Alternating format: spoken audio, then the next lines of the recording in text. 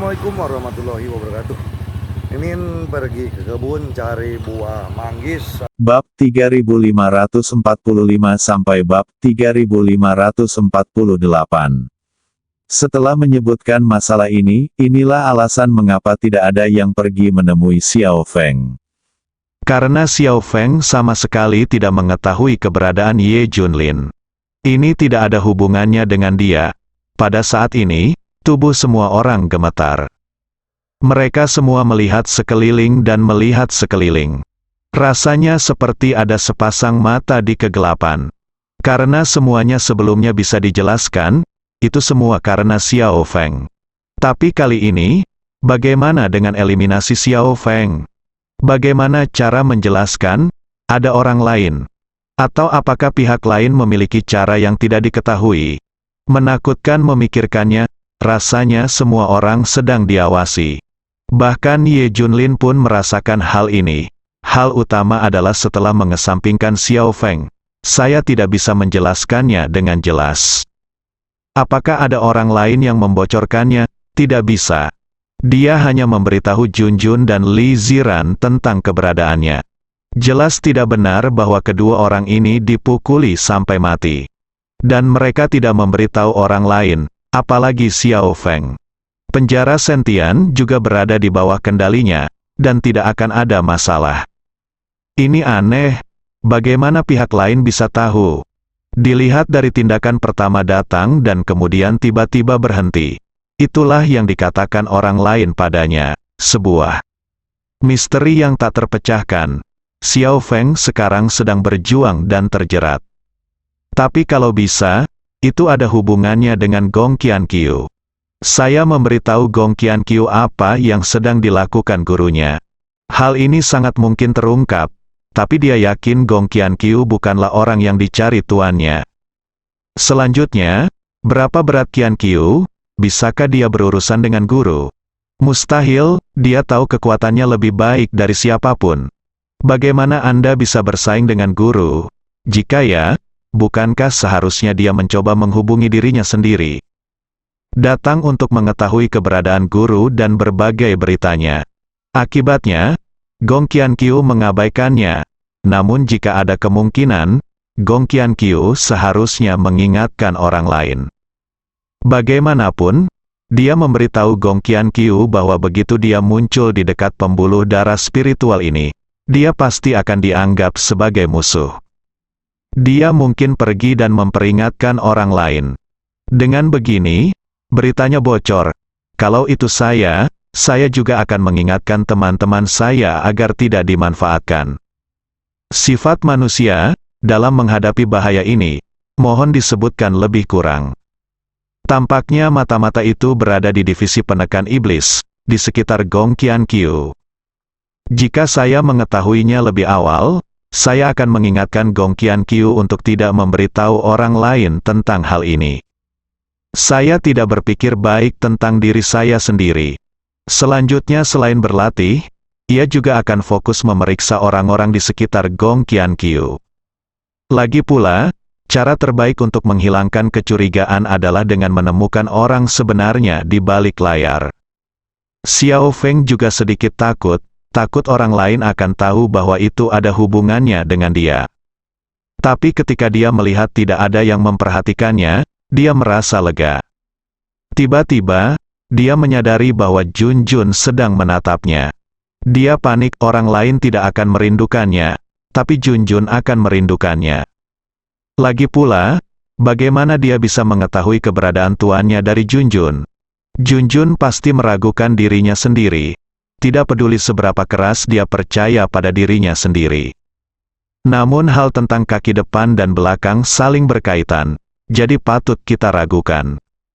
Dia sederhana, tapi tidak bodoh, inilah yang dipikirkan Junjun. Dia percaya pada Xiao Feng, tapi dia harus meragukan Xiao Feng. Itu semua hanya kebetulan, dia tidak akan percaya jika tidak ada hubungannya. Namun Junjun memiliki karakter yang sederhana dan tidak mengatakannya secara langsung. Dia sebenarnya memiliki ide yang sama dengan King Long dan yang lainnya. Saya tidak ingin Xiao Feng dipisahkan dari semua orang karena alasannya sendiri. Apalagi keluarga besar ini putus, tapi dia menatap Xiao Feng dengan curiga. Xiao Feng menoleh, Junjun juga menatapnya, dan keduanya saling memandang. Hal ini membuat Xiao Feng semakin panik. Junjun juga memikirkan sesuatu yang lebih dalam. Saat ini, Xiao Feng tiba-tiba berkata, "Tuan, Anda tidak bisa menyalahkan saya kali ini, kan? Itu hanya kebetulan saya membuat kekacauan beberapa kali terakhir. Saya bahkan tidak bisa menjelaskannya sekarang, dalam beberapa hari terakhir. Saya menemukan bahwa Anda semua jika Anda menyemangati saya, Anda dapat menghindari saya, jangan beritahu saya apa yang telah Anda lakukan atau di mana Anda berada. Sebenarnya, saya sangat ingin tahu di mana saja Anda berada dan apa yang Anda lakukan. Saya benar-benar ingin membantu Anda, bantu guru memecahkan masalah dan bantu King Long membalas dendam. Tapi saya tidak berani mengetahuinya. Saya takut sekali saya tahu keberadaan guru atau hal-hal lain. Sesuatu akan terjadi. Dan itu semua menimpa saya lagi. Saya benar-benar takut. Bahkan dalam mimpi saya takut Anda akan meragukan saya. Sebenarnya bagus seperti ini sekarang, kalian semua mengisolasiku, dan kemudian aku tidak tahu apa-apa. Jika terjadi sesuatu seperti ini, kalian akan melakukannya. Itu bukan salahku." Xiao Feng tersenyum sedih dan hampir menangis. Terkejut, semua orang yang hadir tercengang. Aku tidak menyangka Xiao Feng akan mengatakan ini. Tidak ada yang meragukannya, bersalah, semua orang merasa sedikit bersalah. Terutama King Long dan yang lainnya. Jika masalah ini tidak ada hubungannya dengan Xiao Feng, mereka akan mati karena rasa bersalah. Mulai sekarang, aku tidak berani bertanya kepada siapapun di antara kalian kemana perginya Tuan. Kemana yang lain pergi? Apakah kalian membutuhkan bantuanku?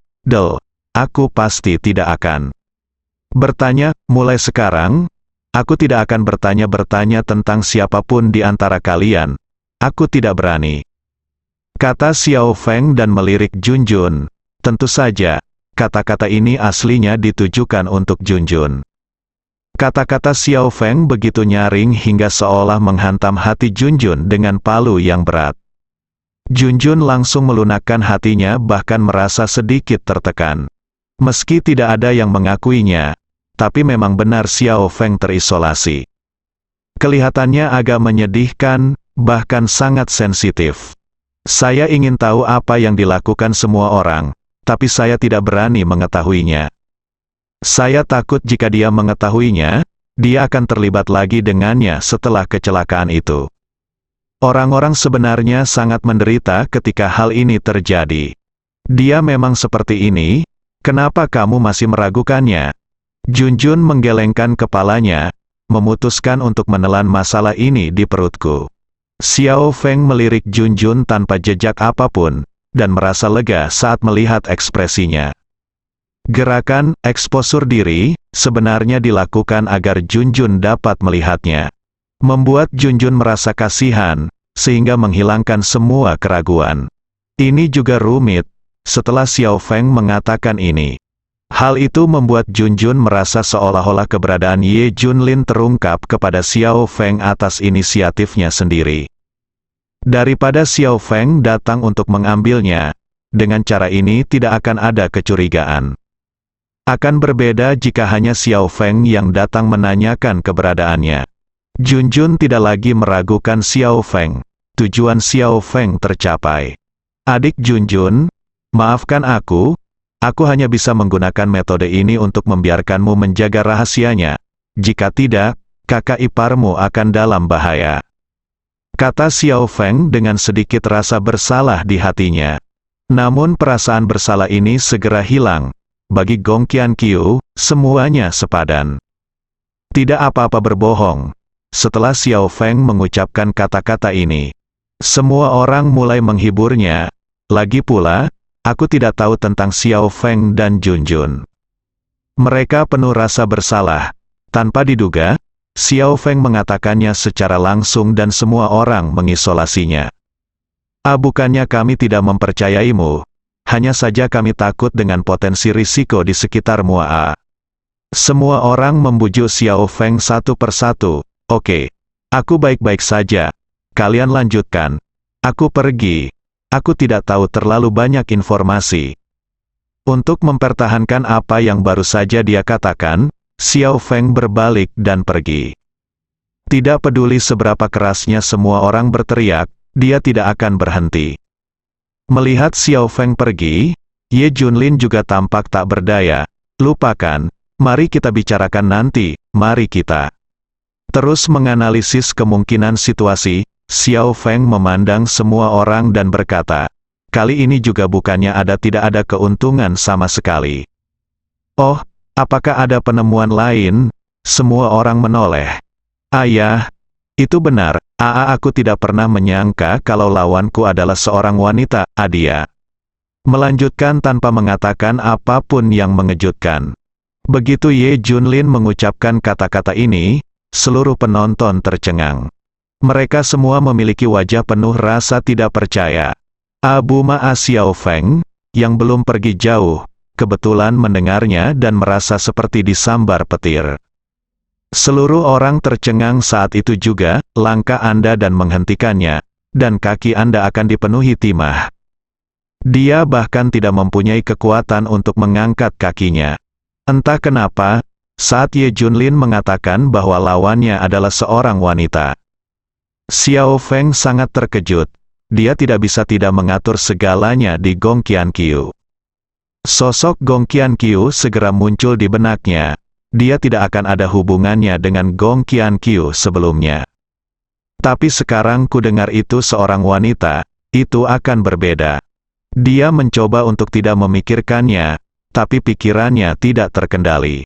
Perempuan, kelima orang Qinglong sangat terkejut. Karena mereka tidak mempedulikan hal lain sekarang, mereka hanya menganggap Gong Qianqiu sebagai musuh hayalan mereka.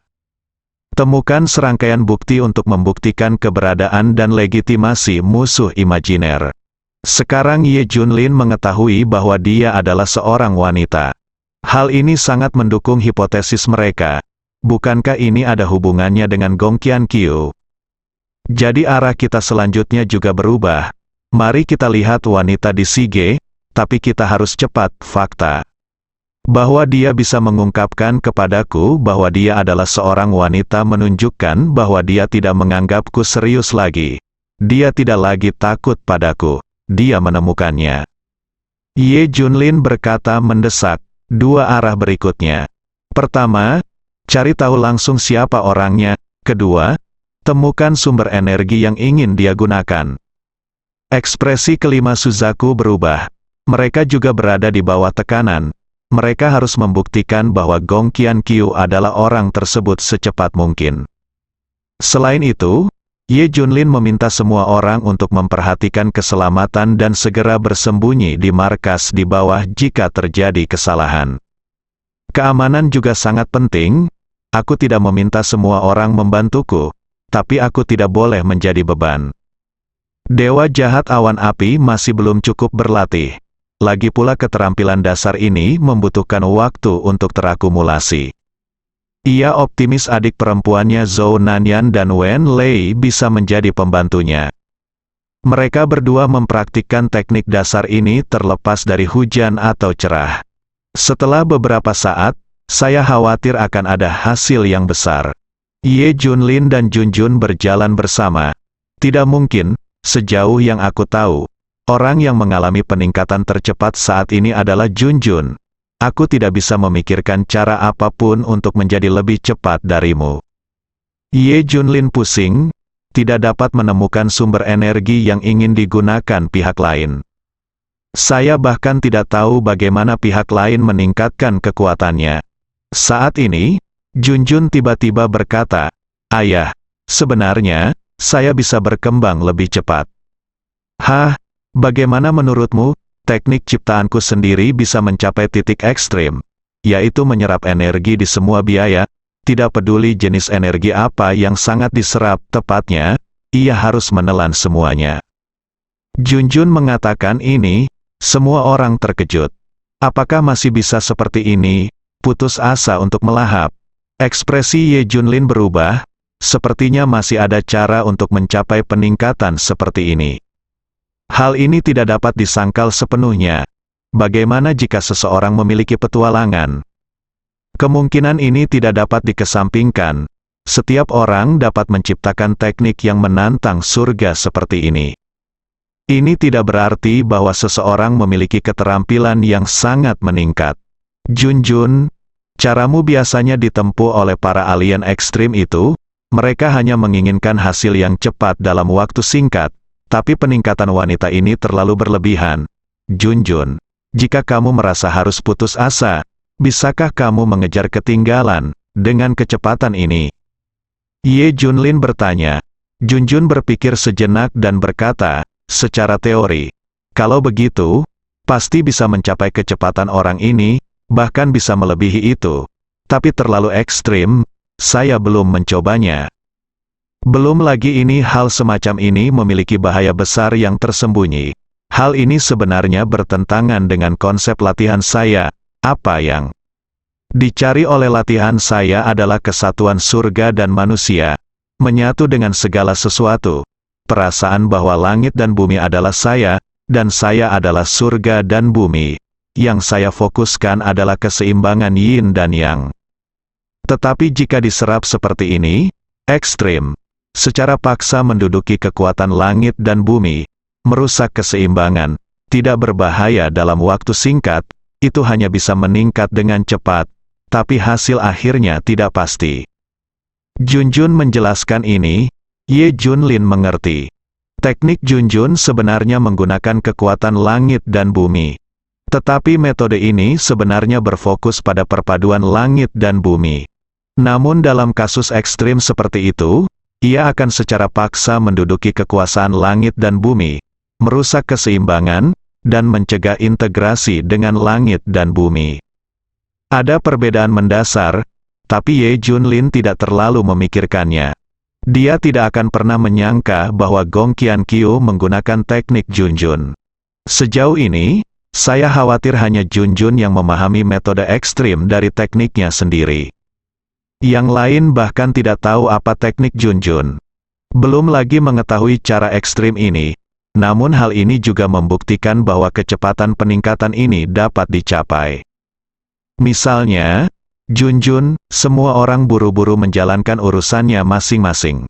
Xiao Feng kembali ke kediamannya dengan susah payah. Sosok Gong Qiankyu ada di benak semua orang, tidak. Anda tidak boleh berpikir seperti itu, bagaimana ini bisa berhubungan dengan Qiankyu? Tidak ada bukti sama sekali, tapi mungkinkah itu ada hubungannya dengan orang-orang di sekitar Gong Qiankyu? Sebelumnya ada Chu Wu dan gurunya Gong Wenqian. Hanya orang-orang di sekitarku. Dia harus mengingatkannya bahwa orang tersebut adalah wanita di sebelahnya, sehingga dia bisa mengetahuinya terlebih dahulu. Xiao Feng segera menghubungi Gong Qiankyu, katakan padanya bahwa Ye Junlin telah mengetahui bahwa dia adalah seorang wanita. Katakan padanya untuk berjaga-jaga. Sekarang Gong Qiankyu fokus untuk mundur. Xiao Feng tidak akan diabaikan. Nilai Xiao Feng hampir habis. Tidak ada tujuan lain selain membunuh Ye Junlin pada akhirnya. Gong Qiankyu pasti tidak akan menghubunginya. Terlebih lagi, Xiao Feng sekarang sepenuhnya dikendalikan olehnya. Xiao Feng baru saja mengirim pesan tanpa dia harus melakukan apapun. Ini adalah tindakan terburu-buru untuk dieksploitasi. Dia bahkan tidak perlu memperhatikan. Kemudian semua pihak mulai mencari. Selain meningkatkan kekuatannya, Xiao Feng juga memeriksa orang-orang yang berhubungan dengan Gong Qiankyu. Semakin banyak Suzaku dan yang lainnya menyelidikinya, semakin banyak petunjuk yang mereka dapatkan. Mereka menemukan banyak pria yang bersedia bekerja untuk Gong Qiankyu, atau bahkan mati. Selain itu, mereka menghitung bahwa orang-orang yang mungkin dikendalikan secara emosional oleh Gong Qiankyu ada di seluruh faksi utama, dan mereka akurat di setiap organisasi. Ada yang berjabatan tinggi dan ada pula yang berjabatan rendah. Namun mereka semua memiliki pemahaman yang jelas tentang informasi langsung dari faksi-faksi besar. Mereka sampai pada kesimpulan jika Gong Qianqiu adalah musuh hayalan. Dia bukan satu-satunya yang mengambil tindakan. Tapi seluruh departemen penindas iblis sedang beroperasi. Rasanya mereka semakin dekat dengan kebenaran, tapi masih tidak masuk akal, bagaimana Gong Qianqiu bisa berkembang dalam waktu sesingkat itu. Ngomong-ngomong, tiba-tiba aku memikirkan arah pencarian. Mari kita periksa urusan Gong Qianqiu dan Xiao Feng. Jika kita mengetahuinya secara detail, mungkin semuanya adalah bukti. Tiba-tiba Qilin berkata, semua orang meragukan Xiao Feng dan Gong Qianqiu. Mengapa tidak menyelidiki saja masalah di antara mereka berdua? Bukankah ini cara langsung untuk menemukan arah yang benar? Begitu kata-kata ini keluar, 4 orang lainnya tertegun sejenak, lalu mereka semua tersenyum. Ayah, arah ini bagus. Semua orang memutuskan untuk membiarkan Qilin pergi menyelidiki Gong Qianqiu dan Xiao Feng. Di sisi lain, Ye Junlin juga berusaha mempersempit cakupannya sebanyak mungkin. Adapun penyelidikan Xiao Feng terhadap orang-orang di sekitar Gong Qianqiu, dia secara alami tidak dapat menemukan apapun. Dia mengabaikan segala sesuatu yang paling harus diperiksa. Namun Xiao Feng juga membuat penemuan besar, karena selama beberapa waktu terakhir, dia hampir selalu pergi ke departemen penindas iblis. Secara khusus memeriksa orang-orang di sekitar Gong Qianqiu. Tentu saja saya sering pergi ke paviliun barat. Akibatnya, satu hal ditemukan, Gong Qianqiu sama sekali tidak berada di paviliun barat. Dia juga tidak berada di manapun di divisi penekan iblis. Dia tidak berada di divisi penindas iblis. Kemana dia bisa pergi? Xiao Feng sedikit panik. Gong Qianqiu tidak menghubunginya atau memberitahunya selama periode ini, dan sekarang tidak ada yang tahu kemana dia pergi. Sekarang adalah waktu yang paling bergejolak bagi divisi penekan iblis. Dia harus tetap sehat di divisi penindas iblis. Kemana dia pergi? Aneh sekali. Apakah kamu ingin bertanya di mana dia? Xiao Feng berpikir. Pada akhirnya dia tidak berani. Begitu dia menghubunginya tentang hal semacam ini, itu berarti dia curiga terhadap Gong Qianqiu. Keduanya sudah selesai sepenuhnya. Bersambung.